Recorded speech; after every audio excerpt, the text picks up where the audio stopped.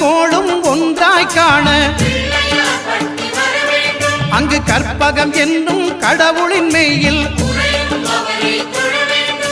சூரியன் முதலாய் 9 கிரகமும் பலவித குணங்களை கொண்டிருக்கும் எங்கள் கற்பக தருவில் அவை வரும்போது ஒன்றாய் சேர்ந்து பலனளிக்கும்.